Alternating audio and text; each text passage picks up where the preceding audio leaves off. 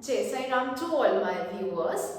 This video is about homologous series, which is a topic of carbon and its compound. So homologous series itself is a very important topic and you will find it in every sample papers or in PYQs. So yes, let's start with the homologous series. अब series word से आप क्या समझते हैं? किसी भी चीज का चेन बनना, जैसे 2, 4, 6, 8, हमें पता है एक सीरीज है जिसमें हर किसी का नेक्स्ट नंबर का डिफरेंस क्या है? 2। तो अब इसी तरीके से ऐसे ही कार्बन कंपाउंड्स में एक सीरीज बनती है जिसमें हर नेक्स्ट मेंबर जो होता है ऑर्गेनिक कंपाउंड का, उसका जो डिफरेंस होता है वो होता है CH2। तो अब हम इस बारे में पढ़ेंगे, ध्यान से समझिएगा। तो होमोलोगस सीरीज है क्या? ये ऑर्गेनिक कंपाउंड्स की सीरीज है, क्योंकि कार्बन का टॉपिक है। तो कार्बन एंड कंपाउंड्स की एक सीरीज जिसमें आपको एक बात का ध्यान रखना है कि हर एक कंपाउंड का सिमिलर स्ट्रक्चर होगा। सिमिलर स्ट्रक्चर मतलब ये सिमिलर फैमिली से बिलोंग करते होंगे। अगर एल्केन्स है तो सारे ही एल्केन्स होंगे, एल्कीन्स है सारे एल्कीन्स होंगे, और अगर एल्कोहल्स है तो सारे एल्कोहल्स। ये सीरीज किसी भी फंक्शनल ग्रुप की हो सकती है, कुछ फिक्स नहीं है कि अगर हम बात कर रहे हैं कार्बोक्सिलिक एसिड की, उनकी भी हो सकती है। तो अगर एक सीरीज की बात कर रहे हैं तो उसमें स्ट्रक्चर सेम होना चाहिए, मतलब फंक्शनल ग्रुप सेम होना चाहिए, या एल्केन्स है तो सारे एल्केन्स होने चाहिए, और सबकी केमिकल प्रॉपर्टीज भी सेम होती हैं, क्योंकि सेम फंक्शनल ग्रुप है तो रिएक्ट करने का तरीका सेम रहेगा, तो सबकी केमिकल प्रॉपर्टीज भी क्या रहती हैं? सेम। ये दो बातें आपको फिट करनी है, same structural formula, same chemical properties. And what is the difference between the two? Yes, the difference is CH2.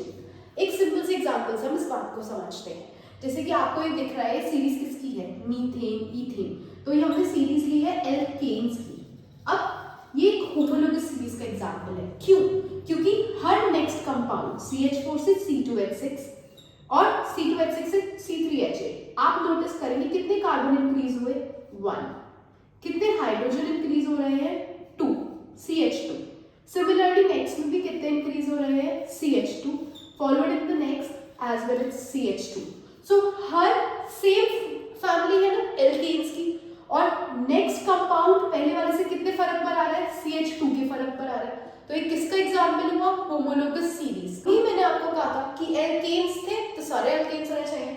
अब नेक्स्ट एग्जाम्पल मैंने सारा लिया हुआ है OH। OH कौन सी फैमिली होती है? OH हमारी होती है alcohol family, alcohol functional group से बिलोंग है। तो मिथेनॉल, इथेनॉल, प्रोपेनॉल, ये मैंने प्रॉपर ऑर्डर में लिखे हैं, प्रॉपर ऑर्डर में ही फॉलोड होगी ये सीरीज।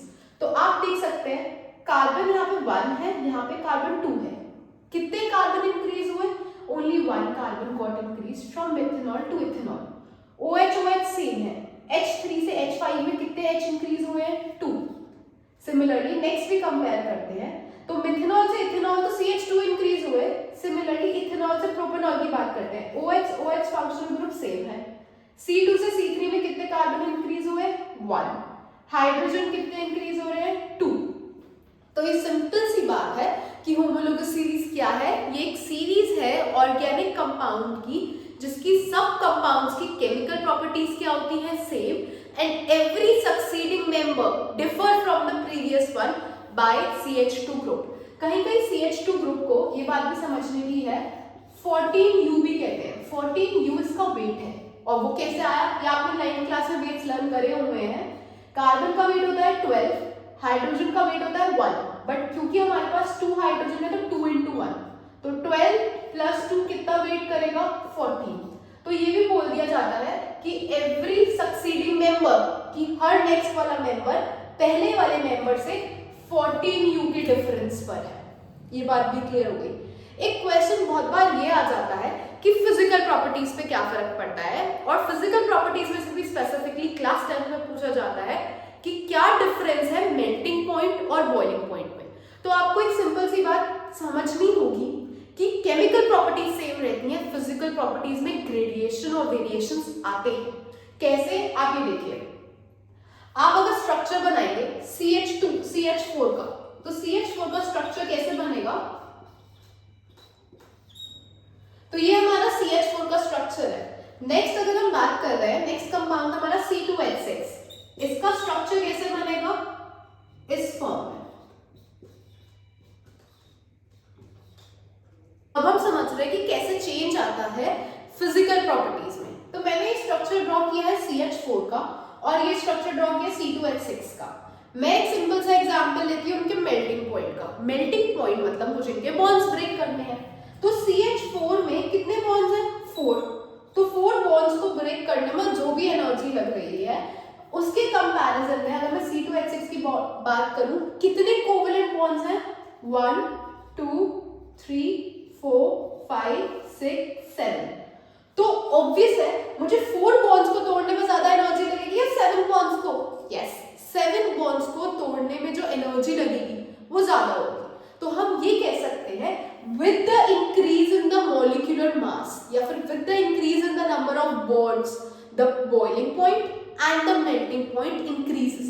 तो जितना ज्यादा कार्बन एटम होंगे उतना ही ज्यादा उसका मेल्टिंग पॉइंट और बॉइलिंग पॉइंट होगा, जिसे हम सिंपल वे में ऐसे कह सकते हैं with the increase in molecular mass the melting point and the boiling point increases। चलिए अब एक सिंपल सा क्वेश्चन जो आपका PYQ है वो डिस्कस करते हैं। होमोलोगस सीरीज पे ही बेस्ड है। Right the next homologue of C2H4 and C5H11OH। हमें पता है होमोलोगस सीरीज का डिफरेंस होता है CH2। नेक्स्ट मतलब हमें प्लस करके लिखना है, प्रीवियस भी बोल सकते हैं तो हमें माइनस करके लिखना होगा। तो अगर मुझे C2H4 में CH2 इंक्रीज करना है मतलब एक कार्बन 2 हाइड्रोजन, तो नेक्स्ट होमोलोगस क्या हुआ? C3H6 which is our, अभी कौन सी फैमिली चल रही है हमारी? एल्कीन। CnH2n किसका फॉर्मूला था? एल्कीन का। तो ये इथीन है और नेक्स्ट क्या हो गया हमारा? प्रोपीन।